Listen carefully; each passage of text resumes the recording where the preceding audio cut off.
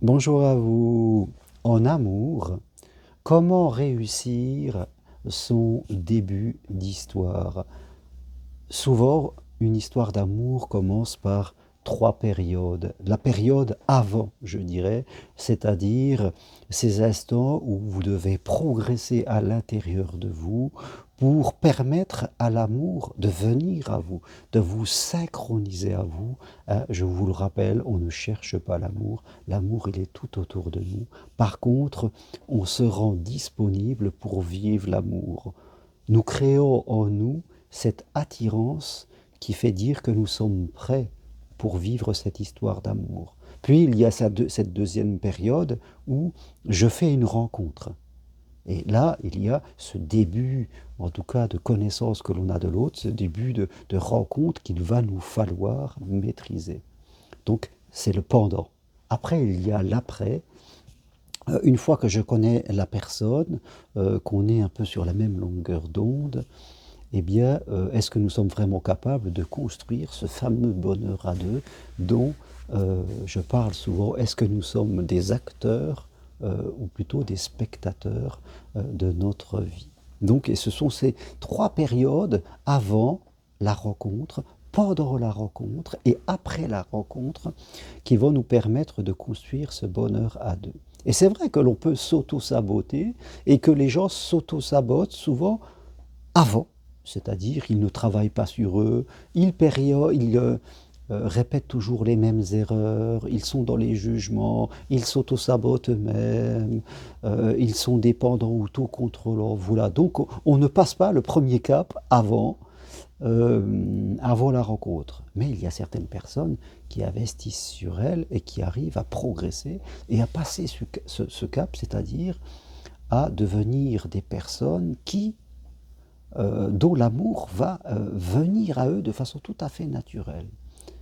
Donc, une fois qu'on a travaillé sur soi, qu'on arrive à dépasser nos blocages, qu'on est synchronisé avec l'amour, nous faisons une rencontre et nous arrivons dans cette période du début de la relation, et c'est de cela que je veux vous parler aujourd'hui, quelques instants.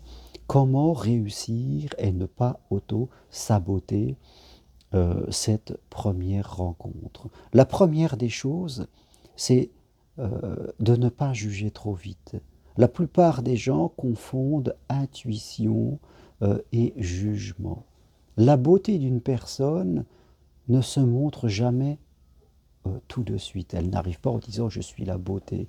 Donc souvent, nous pouvons tous avoir un peu de peur. Et si vous avez des peurs, l'autre peut en avoir aussi. Vous n'êtes pas la seule personne qui a peut-être des peurs et des craintes et qui doute un peu. Donc l'autre, il est comme vous par effet miroir. Donc mettez-vous aussi à sa place. Il faut, quand on a une rencontre, se laisser du temps pour se découvrir. Et en nous entrant dans ce que nous appelons la période des papillons, la période de séduction, qui va commencer du premier jour et qui va durer 1 à 2 mois maximum.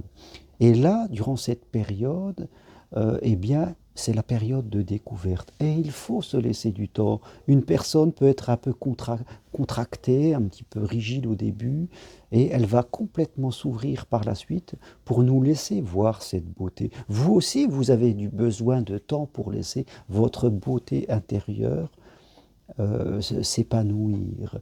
C'est juste la confiance que vous allez mettre en l'autre qui va vous permettre d'être complètement vous-même, de montrer vos forces, mais aussi vos vulnérabilités. C'est important. Donc, laissez-vous du temps.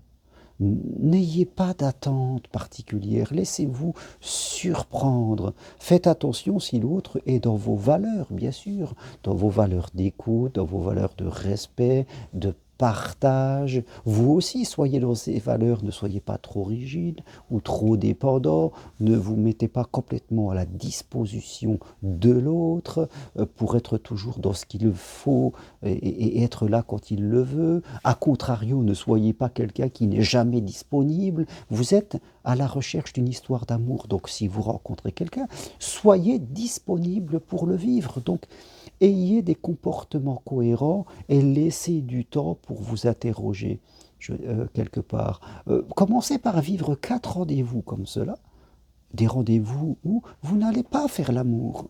Peut-être flirter un tout petit peu, mais prenez le temps de vivre la romance. Et déjà, au bout de 4 rendez-vous, vous discutez avec la personne, il y aura peut-être du charme, vous allez peut-être vous tenir la main au bout du deuxième rendez-vous, au troisième, vous allez peut-être vous embrasser, peu importe, mais vous allez laisser ce temps au désir de venir. Ça ne sert à rien de se consommer tout de suite.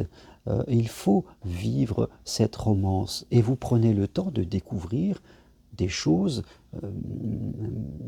que la personne ne vous a pas dit, ou l'autre va apprendre à découvrir qui vous êtes vraiment. Je crois que parfois on va trop vite en disant tout de suite que c'est cette personne-là qui ne me convient pas. Oh non, c'est rien. Vous devez toujours vous méfier de l'attirance. L'attirance n'est pas de l'amour. Il y a des gens qui peuvent nous attirer. Mais en fin de compte, ça ne peut être qu'un feu de paille.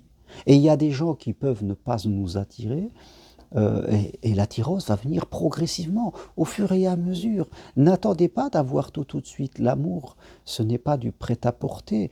Il y a des gens qui voudraient tout avoir tout de suite, donc ils restent seuls parce qu'ils ne prennent pas le temps de laisser l'amour venir à eux. Donc, prenez du temps, sauf si vraiment il y a vraiment un problème très important, insurmontable par vous, et qui est là. Donc là, vous n'irez pas plus loin. Mais s'il n'y a pas cela, pourquoi ne pas prendre quelques rendez-vous avec la personne pour voir si la magie ne peut pas prendre?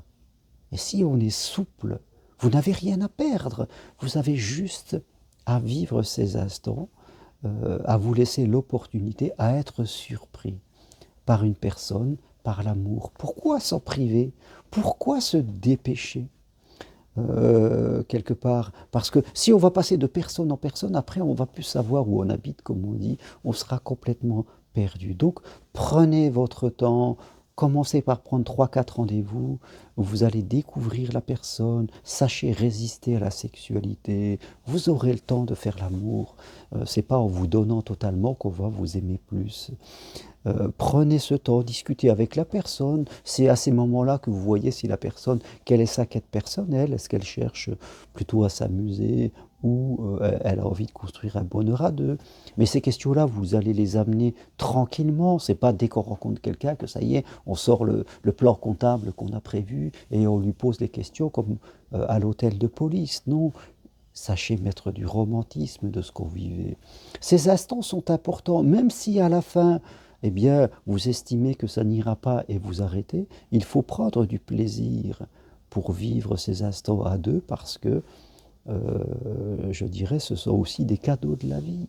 Donc, quand vous êtes, pour ne pas louper son début d'histoire, il ne faut pas juger et il faut laisser du temps au temps, d'être vous-même, de laisser à chacun vivre sa beauté. Et là, après, une fois que si au bout de 1 mois, 2 mois, et bien vous sentez qu'il y a quelque chose qui commence à venir et que vous êtes à peu près, vous avez la même quête, là peut-être vous pourrez aller plus loin.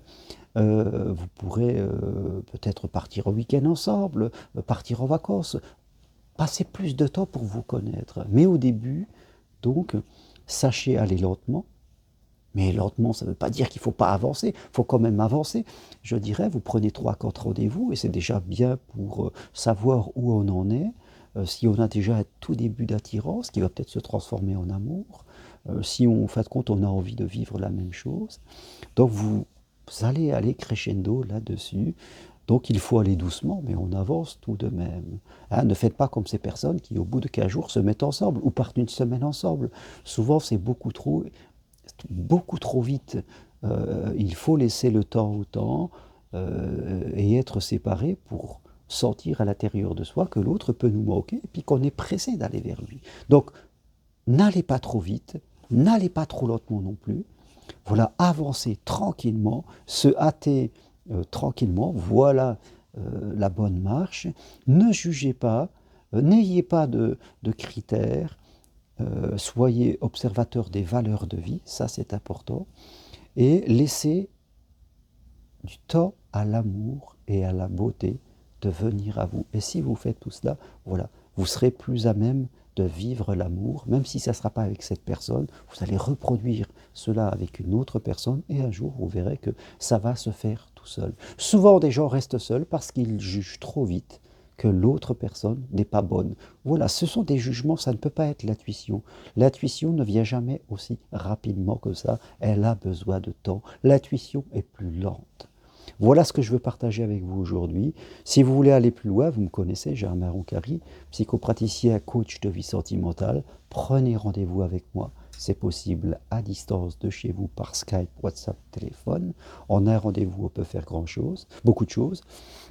Suivez mon programme si vous êtes célibataire, veuve, divorcé, hors ou vers l'amour, en 4 rendez-vous possibles de chez vous.